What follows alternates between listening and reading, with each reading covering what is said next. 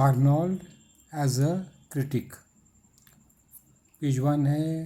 Question number देखिए तो there are several questions and we will try to answer all these questions in one answer. It is called Prashn Hazar Uttar Ek, जो कि summary. So we will be giving a summary of Arnold as a critic. So question is 1. Poetry is a criticism of life. Discuss. 2. Touchstone method of criticism of Arnold. Third, Arnold's view on Chaucer and Dryden. So we will try to answer all these questions in one answer. First, give the introduction. Matthew T. Arnold is a workshop critic of the Victorian age. Workshop critic means he has written poems also, criticism also. His famous poems are Sohrab and Rustam, The Scholar Gypsy, and Thyrsis. In prose, he wrote essays in criticism and culture and anarchy. So he has written criticism also and poems also. So he is called a workshop critic. Now I come to page 2. Arnold says poetry is a criticism of life. He follows what he says. जो कहता है वो करता है. In The Scholar Gypsy, a poem by Arnold, Arnold shows the sick hurry and divided aims. His criticism of life. The Victorians have this evil. ये गड़बड़ी इन लोग, Victorian में कमी है, minus point. But the scholar has one aim, one business, one desire. Underline. One aim. See, there is no confusion. He's got one target.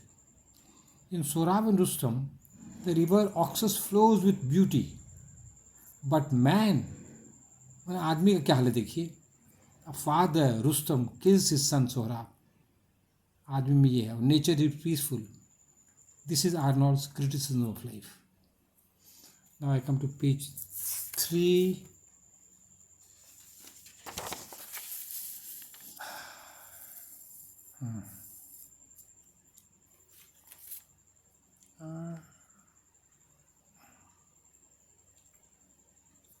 All right.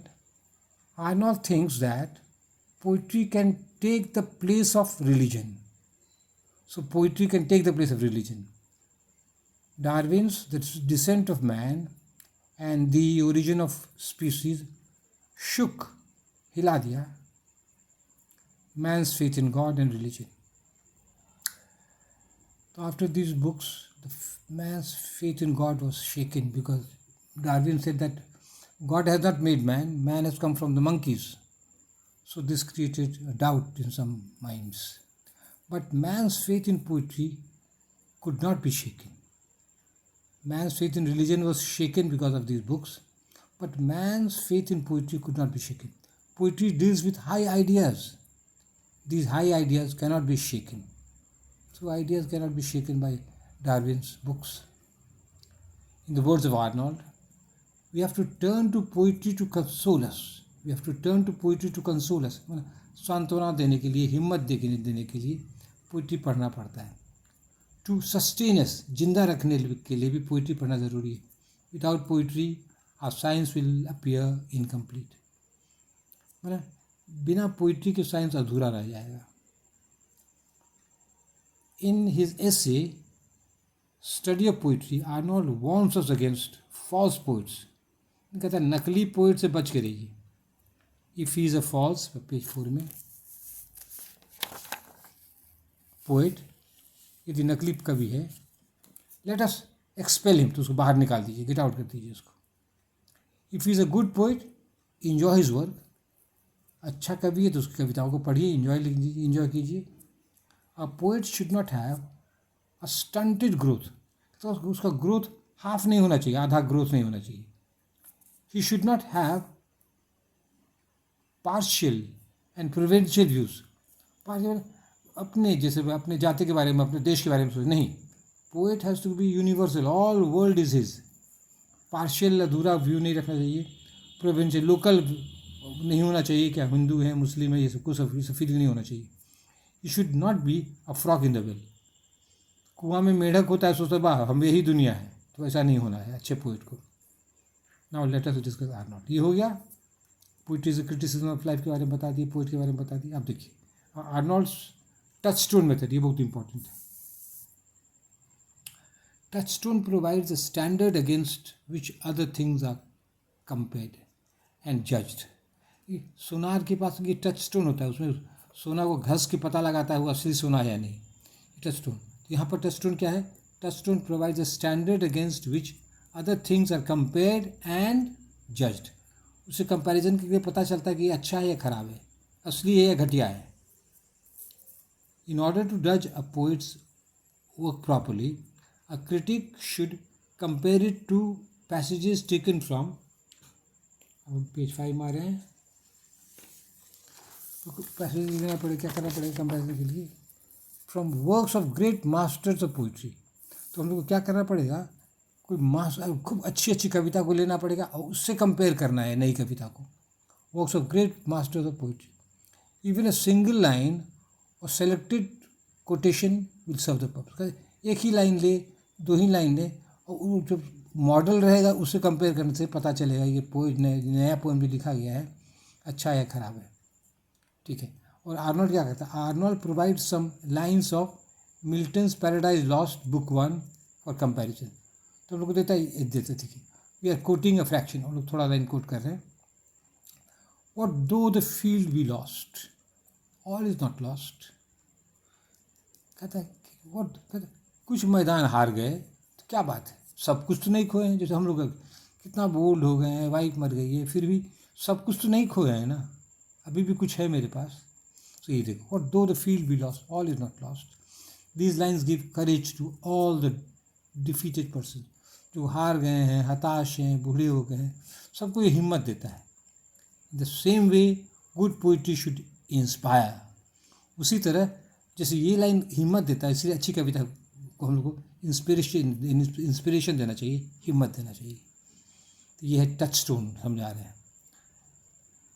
अब देखिए ये हो गया टच स्टोन का ख़त्म। अब नेक्स्ट पॉइंट है, let us consider Arnold's view on Chaucer. अब चॉसर के बारे में आर्नोल्ड क्या कहता है, सबको एक ही आंसर में लिखना है। Arnold sees many plus points and some 1 minus point in Chaucer. Chaucer में बहुत सारा गुण है लेकिन 1 माइनस पॉइंट है। क्या है? आर्नोल्ड एग्रीज विद ड्राइडन, वो ड्राइडन से सहमत है। अब पेज 7 में आएंगे, सहमत and says about Chaucer's poetry. तो ड्राइडन से आर्नोल्ड एग्री करता है। Arnold agrees with Dryden and says क्या? Here is God's plenty.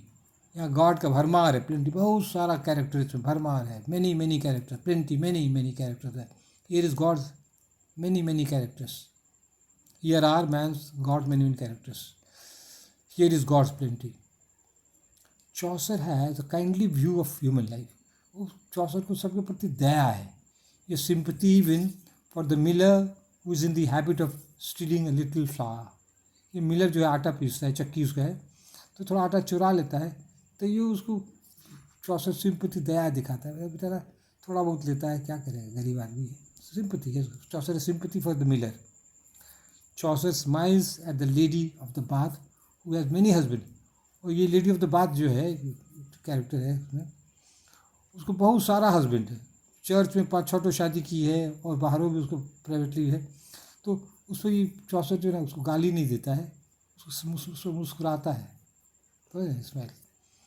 Chaucer's poetry है गुड सेंस, अच्छा सेंस है। He is not helpless like the romantic poet Shelley. वो Shelley की तरह वो लाचार नहीं है। शेली का पोइम के I fall upon the thorns of life I bleed, हताश है, तब जीवन रूपी कांटों पर गिर गए हैं, मेरे शरीर से खून निकल रहा है। तो ये चौसर हेल्पलेस नहीं है। 6 हो गया, पेज 7 में आ रहे हैं।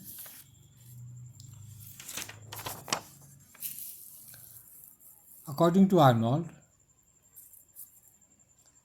one defect of Chaucer is that Chaucer's poetry does not have the high poetic seriousness that Shakespeare has। अब देखिए चौसर के पोएम में आर्नोल्ड को कमी क्या लगता है? क्या चौसर पोएट्री में हंसी मजाक है, सब पर मजाक ही टाल देता है, कुछ सीरियसनेस है, हाई पोइटिक सीरियसनेस नहीं है चौसर की पोएट्री में। माइनस पॉइंट है चौसर का। Aristotle wanted high seriousness in poetry. Aristotle जो बहुत ग्रेट ग्रीक क्रिटिक थे, उनका भी मानना था क्या पोइट्री में इसको सीरियसनेस, हाई लेवल सीरियसनेस हो जाएगी, और किसी सब चीज़ को मजाक में टाल देना जैसे चौसर करता है वो अच्छा नहीं लगता है उसको, आर्नोल्ड को। ठीक है, we come to Arnold view on Dryden. Excuse me, अब हम लोग ड्राइडन पर आते हैं, आर्नोल्ड का क्या व्यू है। Arnold appreciates Dryden as a prose writer. Arnold Dryden को पोएट भी था, प्रोज राइटर था, लेकिन आर्नोल्ड ड्राइडन को प्रोज राइटर के रूप में मान्यता देता है। आर्नोल्ड अप्रिशिएट्स, प्रशंसा करता है, बड़ाई करता है Dryden as a prose writer. Arnold का तो ये ड्राइडन जो है ना अच्छा प्रोज राइटर था। The poets of the 18th century had to follow rules and regulations. आप लोग तो जानते होंगे 18th century कविता में बहुत रूल रेगुलेशन बहुत ताल बैठाना पड़ते हो। वो dire film from armless cause springs और mighty contest rise from previously iambic pentameter rhyme lines, तो एक आइम्बिक पेंटामीटर राइम लाइन सब ताल में लाना पड़ता था। Poets of the 18th had to follow rules and regulations बहुत है। बिकॉज ऑफ द रिस्ट्रिक्शंस, ये सब रोक टोक के कारण the growth of poetry was curved. तो इस सब रोक टोक के कारण कविता को पनप नहीं सकी, कर्व ने कुचला गया। Because of the restrictions the growth of poetry was curved. ठीक है, देयर वॉज ग्रोथ ऑफ, हाँ लेकिन क्या हुआ, प्रोज का ग्रोथ हुआ। वहाँ पर प्रोज में तो कोई रोक टोक नहीं था। ठीक है, अब हम लास्ट पेज में आ रहे हैं, लास्ट पेज। अब देखिए क्या है, Dryden and Pope according to Arnold are not poet classics but prose classics. देखिए यहाँ पर क्यों कोटेशन देने वाले चाहे, तो ये बहुत इंपॉर्टेंट बात है। कहते हैं ये ड्राइडन और पोप जो है ना, तो ये हम यहाँ देते हैं कि पोएट यहाँ है ना, यहाँ छोटा सा, यहाँ ऐसे क्लासिक्स बट प्रोज। देखिए यहाँ सीखिए कैसे होता है, वाह। ये लोग ड्राइडन पोप कहते हैं ये पोएट क्लासिक्स थे, नॉट, ये लोग पोएट देखिए ध्यान से देखिए, Dryden and Pope according to Arnold are not prose classics, are not poet classics. ये है कि ड्राइडन और पोप जो था according to Arnold are not poet classics, poet में माहिर नहीं थे बट प्रोज क्लासिक्स, प्रोज में लोग माहिर थे। आज उसको क्या कहते हैं, इन्वर्टर का सिंगल दे दिया यहाँ पर, यहाँ भी सिंगल दिया। अब देखिए कोटे कैसे बंद करता है, पहले छोटका बंद किए, फुल स्टॉप दिए, ये दिए, ये सब सीखिए तब नंबर देगा। To conclude, Arnold is an eminent critic of the Victorian age. Eminent, महान, great, great is a great critic of the, नया शब्द इसलिए दे दिया एमिनेंट, स्पेलिंग ठीक किया। He is no less than Dryden, doctor Johnson and T S. Eliot. No less में कम नहीं है। ड्राइडन, आर्नोल्ड जो है ड्राइडन, जॉनसन और टी.एस. एलियट से कम नहीं है। That's all, thank you.